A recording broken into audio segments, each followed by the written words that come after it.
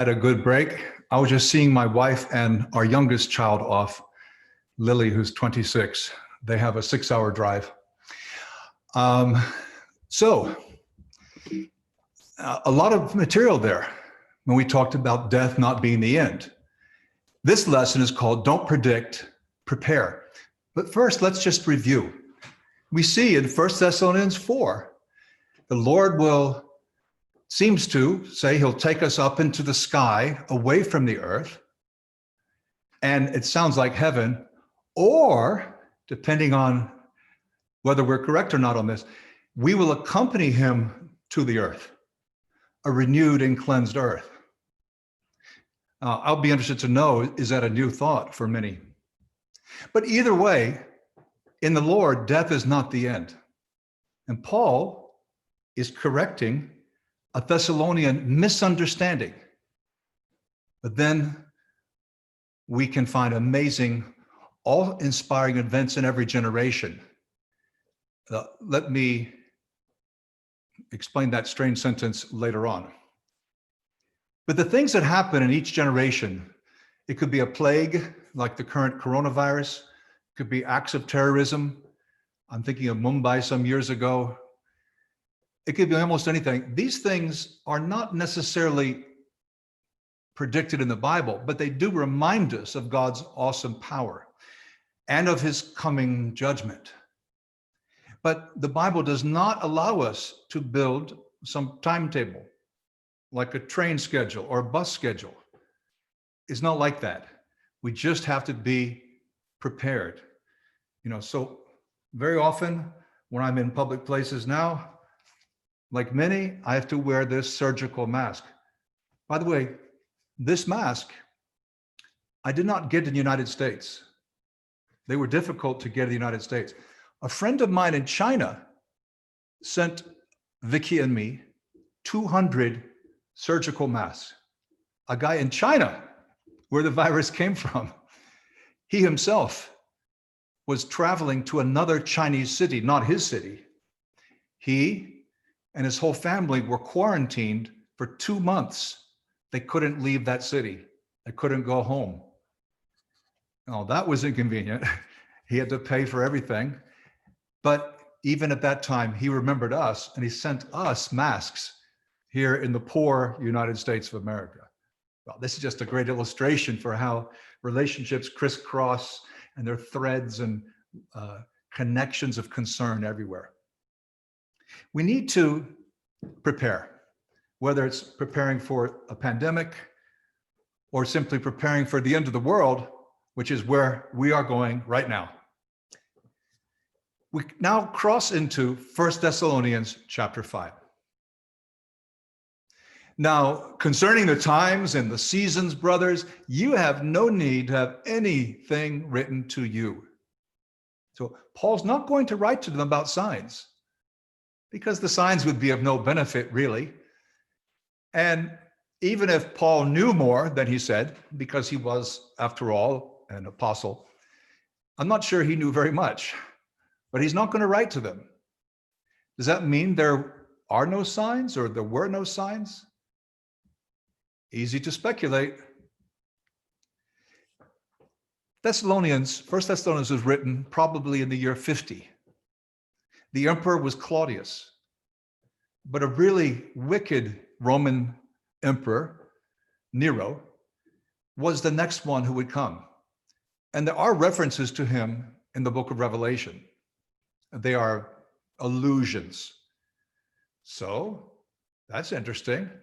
Earthquakes. There was a powerful earthquake 12 years after 1 Thessalonians.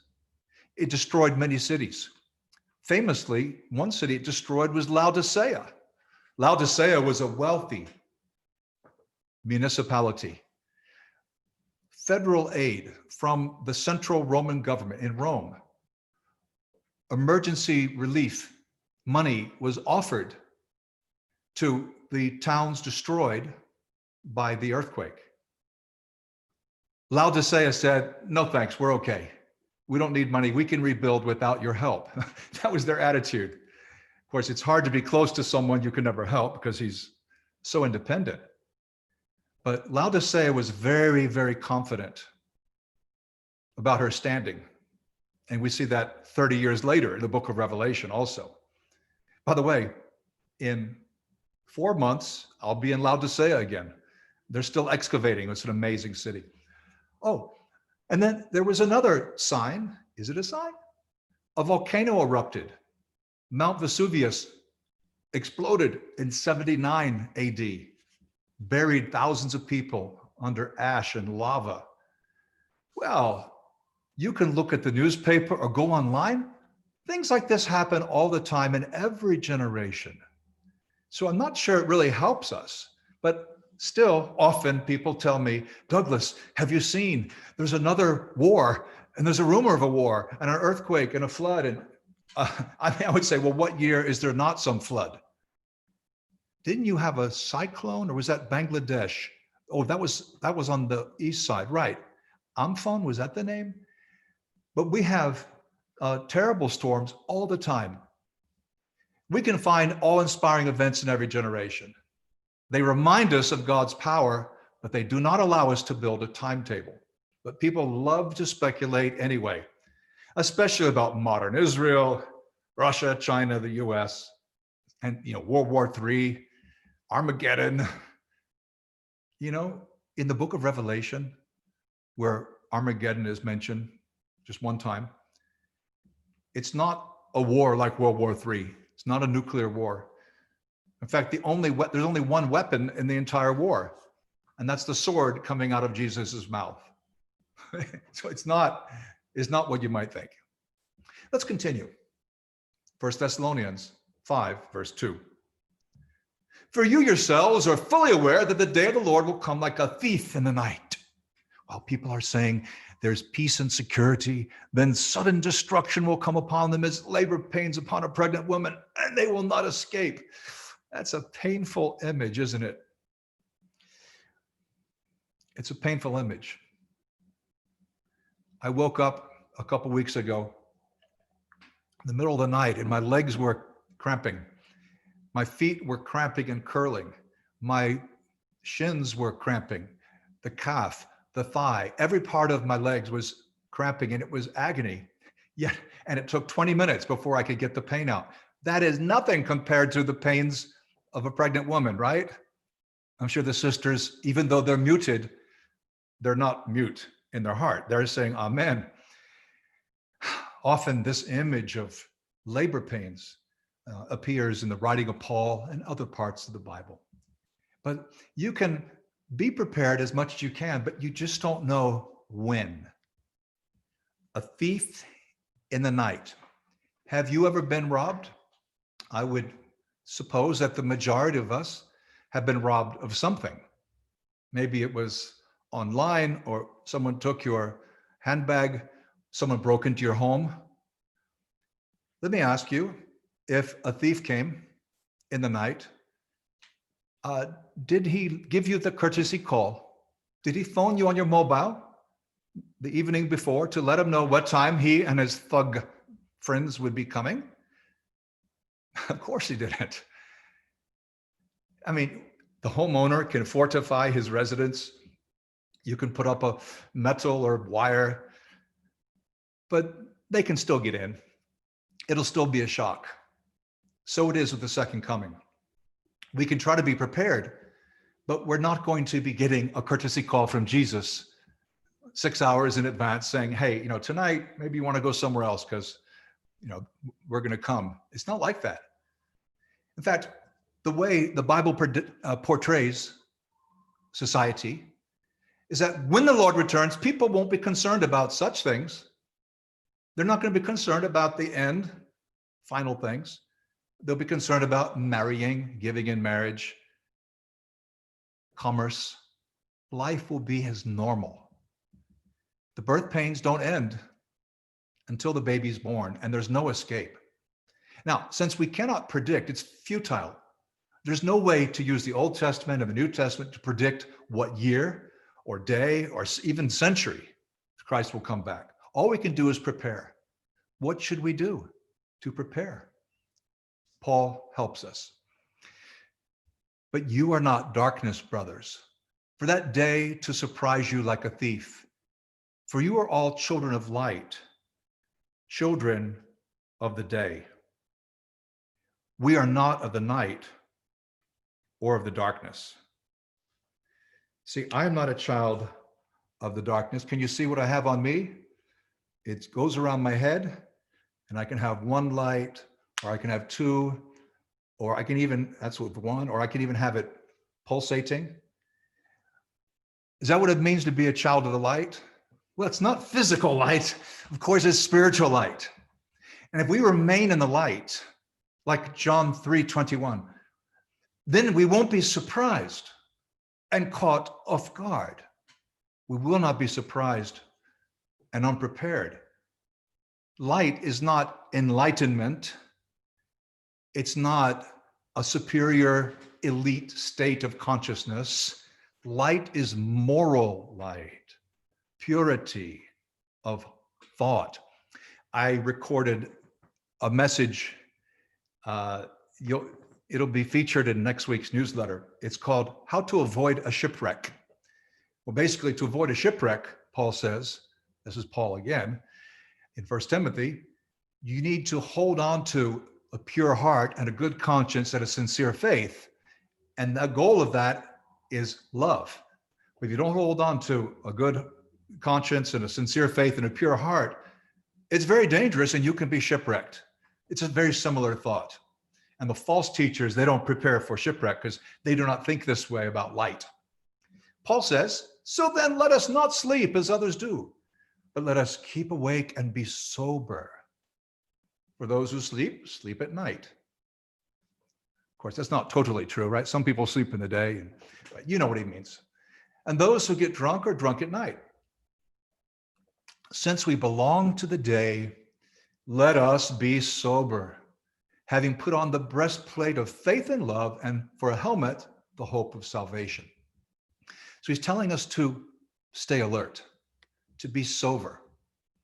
Don't study the prophecies and try to predict the time. We're to be watchful, but not that kind of watchfulness. Let me calculate things. It is a moral watchfulness.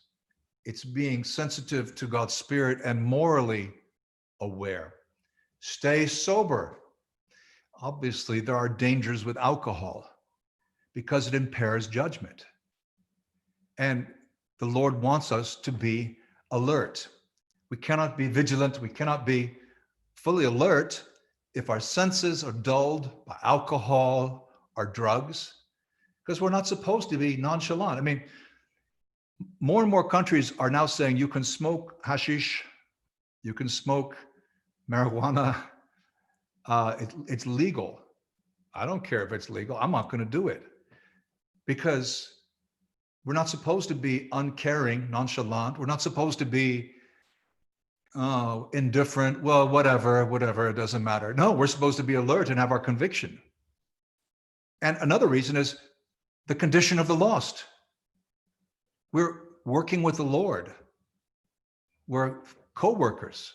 We need to be aware of the opportunities to work for his kingdom. But if our senses are dulled by anything, then our reaction time is slow and we're not so useful.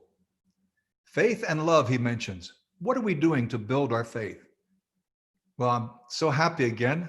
Many of you have tuned in to this teaching evening. And I'm hoping, I've prayed that this will be faith building. But most of our faith building activity is not attending some class. It has to do with our walk with the Lord, what we do in private. And also being bold, stepping out and trusting the Lord and not being afraid. And love. He says the breastplate of faith and love. Are we involved in the lives of others? You can't say, I'm a very loving person. You are? Oh, good. Who do you spend time with? Oh, no, I'm a private person. I don't spend time with people, but I'm very loving. That doesn't make any sense. It's like saying, I'm a star football player. I'm great cricket player. Oh, really? Where do you play? Oh, no, I don't actually play, but I'm very, very good. Really? You can't be loving if you're not involved with other people. That's just the way it is. So these are the things that will make us alert. For, he continues, God has not destined us for wrath, but to obtain salvation through our Lord Jesus Christ, who died for us so that whether we are awake or asleep, that is, whether we're living or dead, we might live with him. We live with him even if we're dead, because death's not the end. Therefore, encourage one another and build one another up just as you are doing.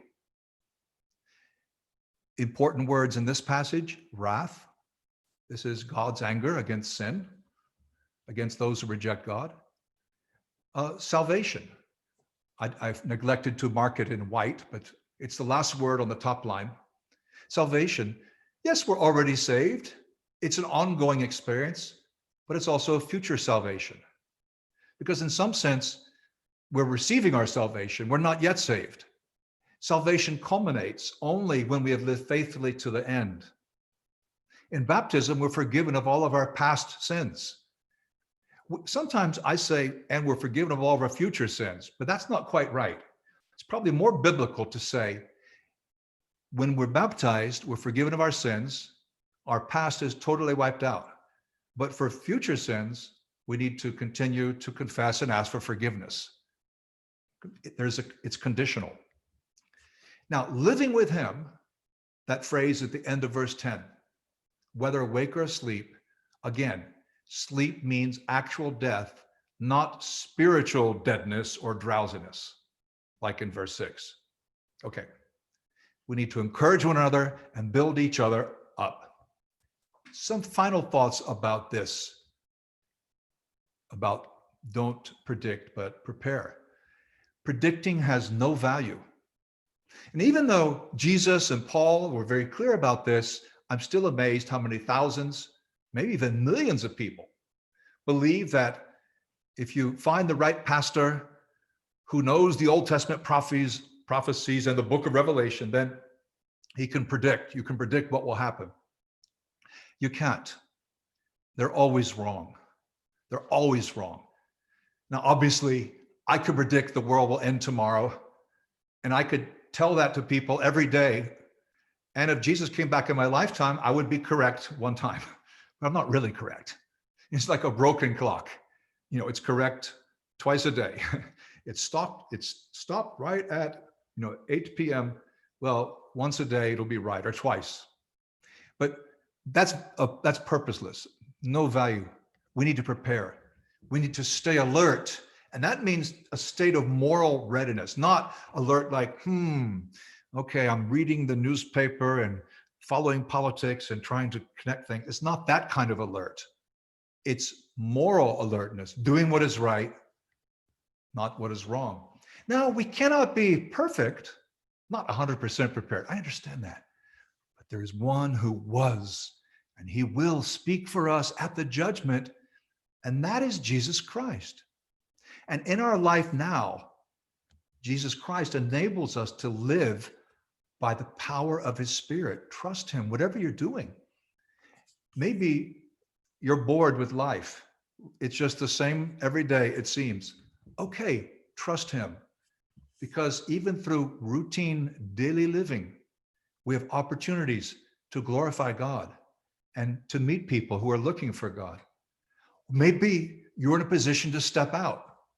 One consequence of our decision to leave the United States and go to United Kingdom, where we lived before, is that many older couples are saying, well, we can't do it now, but when we're as old as you are, maybe we can go to another city and be helpful.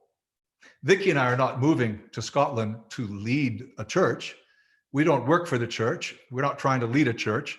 We want to be helpful. We'll teach, we'll preach, we'll do whatever they want. But we're not there. It's not a control thing. We simply want to be a resource. And God has given us a lot, and our kids have been adults for many years, and we're able to do that. And some of you are probably going to be able to do that too. Even though you may not feel so confident about your training or ministry expertise, even through the things that we've done wrong, and there are many of those, we can learn and we can help people. So don't give up that hope that you can be useful. So those are my thoughts on don't predict, prepare. Now, in our first talk, we were at the end of 1 Thessalonians 4. Our second talk was the beginning of 1 Thessalonians 5. In the third talk, we're going to go to Paul's second letter, because even though he clarified things, I thought he did a great job in 1 Thessalonians, some people were still confused. And it was complicated because someone forged a letter.